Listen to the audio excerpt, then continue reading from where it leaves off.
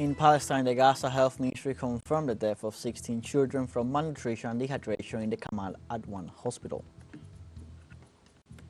In Russia, authorities summoned the German ambassador in the context of the scandal unleashed by the leak of a conversation between German and Ukrainian military personnel.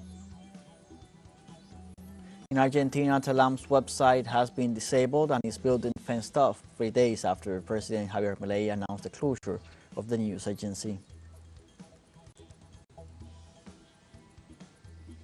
Hello, welcome to From the South. I'm Luis Alberto Matos from the TeleSUR studios in Havana, Cuba. We begin with the news.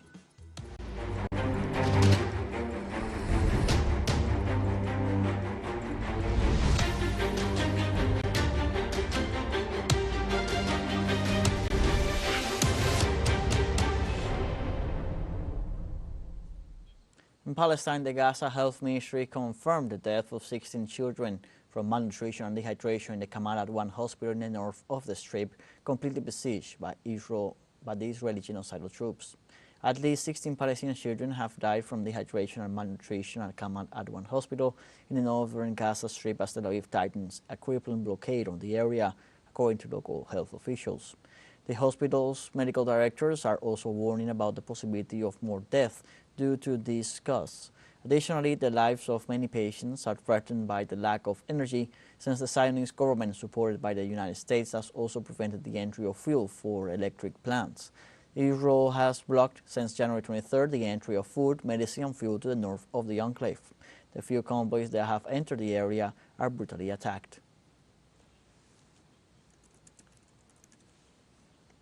On Sunday, Israeli occupation troops shelled Rafah, killing at least 16 Palestinians. 2 of the victims were twin babies of the Abu Ansa family.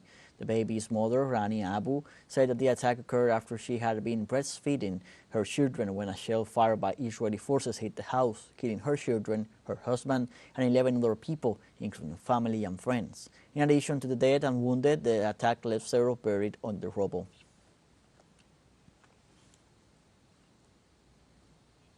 In Israel, several members of the occupation military spokesperson's unit have submitted their resignation, including the second man in charge of the team. It was stated that the second in command of the unit, Moran Katz, and the Israeli Army's spokesperson for Foreign Media Affairs, General Richard Heshit, along with many high-ranking officials, have submitted their resignations in light of the Gaza conflict. Israel reports said the resignations were seen as a reflection of dissent among officers concerned in both operational and personal matters. In this context of the ongoing genocide of Israel on the Gaza Strip, recent media reports highlighted significant disagreements between the government and the military over the war and post-war strategy for Gaza. On Monday, the Egyptian media highlighted that representatives of Egypt, Hamas, Qatar, and the United States continue negotiations in Cairo to reach a truce in Gaza between Israel and the Palestinian resistance movement.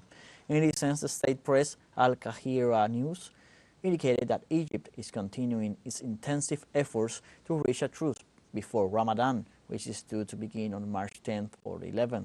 The report also noted that talks between the delegations involved have made significant progress towards a 6-week truce. In turn, Israel announced on Sunday that it will finally not send a delegation to the Cairo talks, alleging that the Palestinian resistance movement has not updated its list of hostages as requested by Israeli authorities. Meanwhile, Gulf Cooperation Council countries urged on Sunday to pave the way to reach a lasting truce in the Gaza Strip.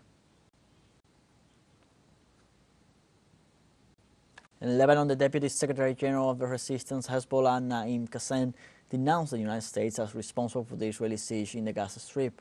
Through the International Union of Resistance Ulema, Deputy Chief Naim Qassem rejected Washington's objective on the control and reshaping of the Palestinian territory. Hezbollah leader emphasized that if it were not for the support of the White House, the Israeli government could not continue the aggression in Gaza. After almost 5 months of crimes, the Hezbollah leader pointed to Israel's inability to eliminate the resistance and the U.S. plans to calm the atmosphere and maintain the hunger blockade to achieve its goals. In Algeria, the 7th summit of the Gas Exporting Countries Forum concluded on Saturday with the reaffirmation of the member states' absolute sovereign rights over their gas resources. The Algiers Declaration, endorsed at the summit, condemned unilateral economic restrictions without prior approval of the United Nations Security Council and any extraterritorial application of national laws and regulations against the member countries. The declaration also acknowledged the risks and challenges to the natural gas market arising from the geopolitical and economic situations, and stressed the need for sustainable investments and the integrity of critical natural gas infrastructure. The forum is formed of 12 permanent and 7 observer members as of February and collectively holds about 70% of confirmed global gas reserves. Member countries reiterate their condemnation of all unilateral economic restrictions undertaken without the prior approval of the United Nations Security Council, and any extraterritorial application of national laws and regulations against GECF member countries. We need to protect all the world's energy infrastructures because they are so important. There are cross-border infrastructures, which we mentioned in the Algerian Declaration. And this is the first time we want to send out a strong message to protect energy facilities. On Sunday, several OPEC Plus member countries announced their decision to extend voluntary cuts to support the stability of the oil markets. The measures to be implemented in the second quarter of 2024 will cut production by 2.2 million barrels per day. These reductions have been calculated based on the level of production required for this year at the 35th ministerial meeting of the OPEC Plus held last June. The additional voluntary cuts have been announced by Saudi Arabia, Iraq, the United Arab Emirates, Kuwait, Kazakhstan, Algeria, and Oman. Russia will also join the voluntary cut with 471,000 barrels per day.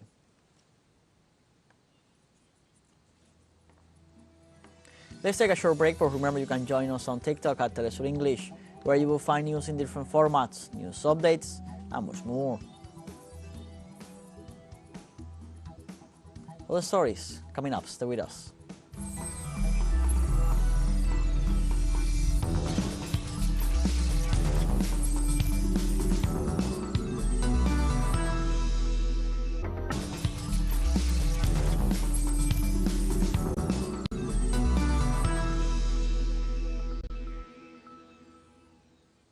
Welcome back from South. In Russia, in the context of the scandal unleashed by the leak of a conversation between German and Ukrainian military personnel, the ambassador of Berlin to Moscow, Alexander Graf, was summoned. The Russian Foreign Ministry will discuss with the German diplomat the recording confirmed as authentic. In this audio, the German Air Force officers discussed a possible bombing of the Eastern Bridge in reference to the repeatedly hit Crimean Bridge in the middle of the conflict.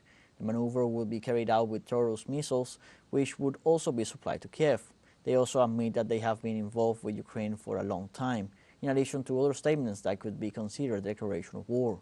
German Chancellor Olaf Scholz promised that the leak of such sensitive information will be investigated thoroughly, intensively, and quickly.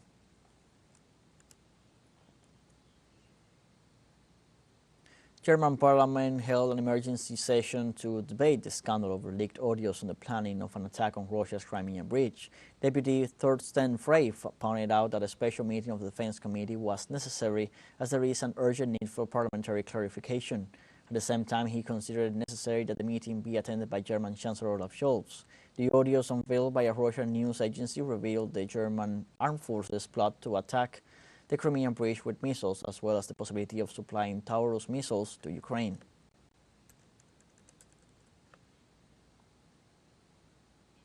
In Turkey, the third Antalya Diplomacy Forum, which was attended by almost 5,000 representatives from some 148 countries, concluded. The third edition of the annual event was held under the theme highlighting diplomacy in times of crisis.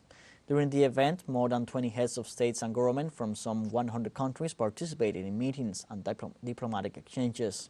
In this sense, topics such as global crisis, climate change, immigration, anti-Islamism, trade wars, and artificial intelligence were discussed.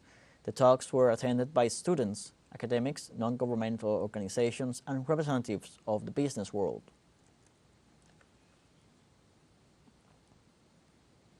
The Antalya Diplomacy Forum in Turkey dedicated a session to climate change. Foreign ministers from Gambia and Madagascar and the Turkish Deputy Foreign Minister discussed the challenges faced by humanity. The foreign ministers from the African continent told TeleSUR what the Global South could do. How will future generations remember us? That was the topic of the session.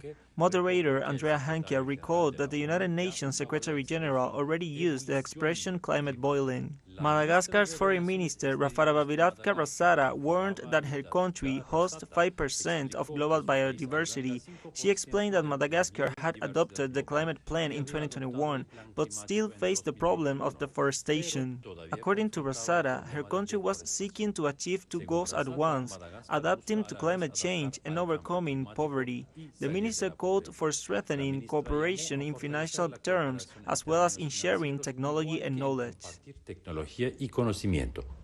South-South cooperation is really critical nowadays, especially because we are facing the same issues and the same problems, the same challenges. So we need to address these issues with a very, very pragmatic approach. We need more partnership and solid partnerships.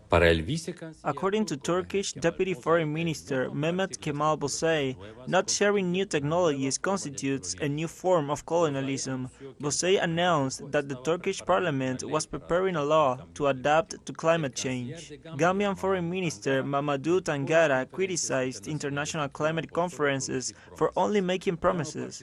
"I no longer participate in them," said the foreign minister, who also criticized colonialism for having focused agriculture of his country only on exports. "We will develop our own policies, give priority to agriculture and become self-sufficient," said the Gambian politician. We need to speak one language, be united in our desire and our objective to confront the big players, to make them understand that this is not an issue of one country, it's a global challenge, and climate change does not know borders, that don't need a passport to affect all of us. So we have to fight to pull our... Yunus Soner, TeleSUR, Foro de Diplomacia, Antalya, Türkiye. On Sunday in Pakistan, Shehbaz Sharif was voted as Prime Minister for a second term. He ran as head of a shaky coalition that overshadowed followers of yellow opposition leader Imran Khan. Khan's party handed secured more seats than any other party, but not enough to form a government. Sharif, 72 years old, first served as Prime Minister in 2022, heading a strikingly similar alliance which ousted Imran Khan, a former cricket star. Sharif got 201 votes by newly sworn-in lawmakers in Pakistan's National Assembly over 3 weeks after the widely disputed and allegedly rigged national elections.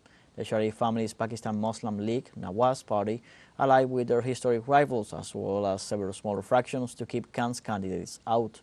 In return, the Pakistan People's Party, or PPP, a dynastic party ruled by this family of slain former Premier Benazir Bhutto, has been promised the office of President for Bhutto's widower, Hasif Ali Zardari.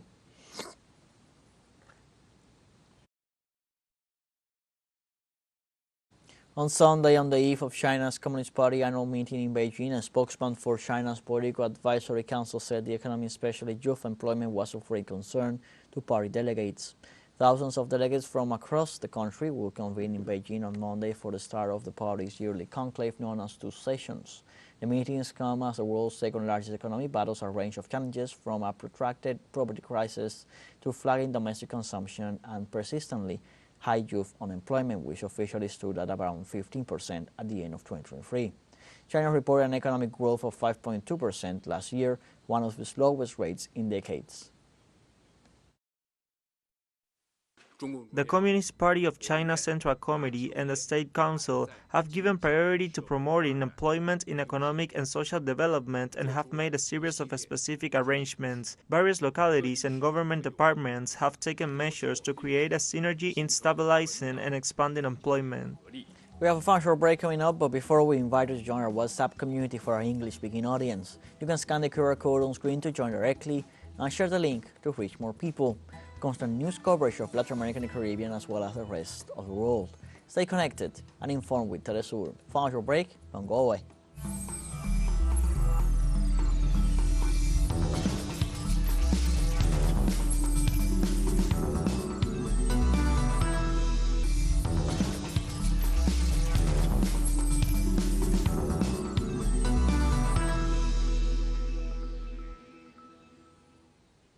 Welcome back. In Argentina, only 3 days after President Javier Milei announced of closure for the news agency Telam, staff has found the building where the newsroom is located fenced off, as well as the website was disabled, and all the workers were relieved of their duties for a period of 7 days. In the last hours of Sunday, Telam's website, from which the agency's services were accessed, was taken down. On entering the site, a national coat of arms and the legend page under reconstruction appeared. As a result, the previously published content, consisting of thousands of articles, photographs, and multimedia material, cannot be viewed. After Milei announced the closure of Telam on Friday night, Telam workers had called for an embrace of the agency's building, located at Bolivar 531, to take place this Monday at 12:30 p.m. However, at Sunday midnight, police officers anticipated the protest and fenced off the building, preventing the workers from entering.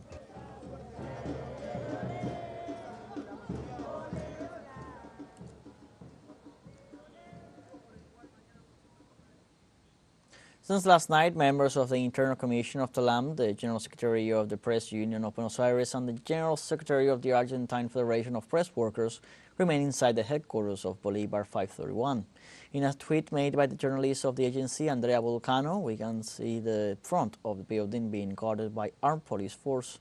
In the tweet, she stated that public media is a necessary voice, continued by the hashtag Telam is not closing and Telam is defending itself.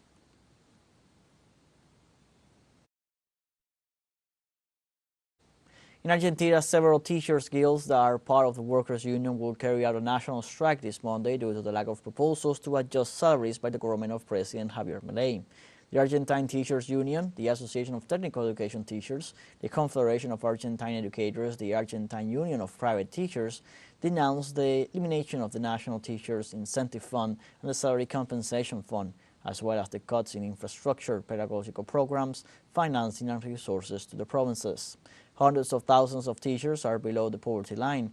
The unions emphasize in a statement in which they add that they will not be able to pay for household services, transportation to work, or food to live.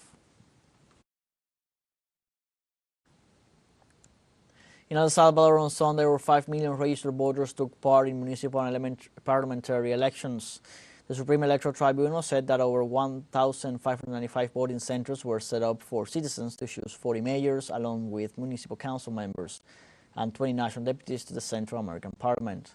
On this election day, there were some incidents that delayed the opening of some polling stations, and some streets had to be blocked for security reasons.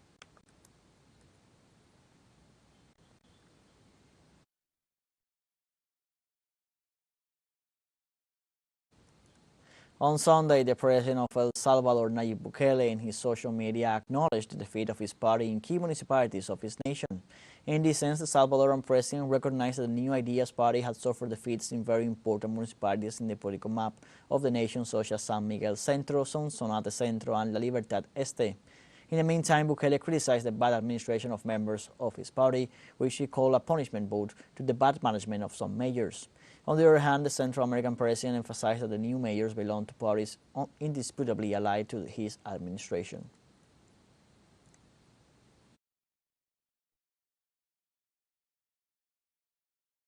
In Mexico, Alfredo Gonzalez, a candidate for the municipal presidency of the Labour Party, was murdered amid the wave of violence affecting the electoral campaign. According to the Attorney General's office of the state of Guerrero, the homicide occurred on Sunday afternoon while Gonzalez was driving his vehicle on Juan Alvarez Boulevard, where the aggressors shot him repeatedly, causing him to lose control and overturn. After confirming the murder, the state prosecutor's office indicated that agents of the Ministerial Investigative Police and personnel from the forensic services went to the scene to carry out the corresponding investigation. The authorities collected the necessary evidence at the scene of the crime. In addition to this event, there have been other violent actions against public figures in Guerrero. In Haiti, government authorities declared a state of emergency and a curfew amid rising violence by paramilitary groups. The entire western part of the nation has been declaring a state of emergency after several days of violence. An assault on the national penitentiary aggravates the extreme situation in the Caribbean nation. More than 3,500 prisoners were released by paramilitary groups in a bloody attack that left at least 12 dead and numerous wounded. Several governments have instructed their nationals to leave the country, but there is much uncertainty about airport security Among the few prisoners who remain in the penitentiary, there are several wounded. Me alcanzó una bala I aquí. was hit by a bullet here and another one a little above the foot. That happened around 9 o'clock at night. I'm alive by miracle. Colombian authorities announced on Sunday that the 17 Colombian citizens deprived of their liberty in the penitentiary assaulted by criminal gangs in Haiti have been transferred to another prison. Precisely, the Ministry of Foreign Affairs of Colombia informed that the transfer of those accused as mercenaries who participated in the assassination of Prime Minister Jovenel Moïse have been the result of negotiation with the government of Haiti, which acted after receiving the Colombian diplomatic note in which Bogota requested that special protection be given to the physical integrity and security of the Colombian nationals deprived of their liberty. It should be noted that Sunday's assault on the Port-au-Prince penitentiary left at least 12 dead and several wounded. We have come to the end of this news brief. You can find these and many other stories on our website at telesurenglish.net. You can also join us on our social media on Facebook, X, Instagram, Telegram, and TikTok. For TeleSUR English, I'm Luis Alberto Matos. Thank you for watching.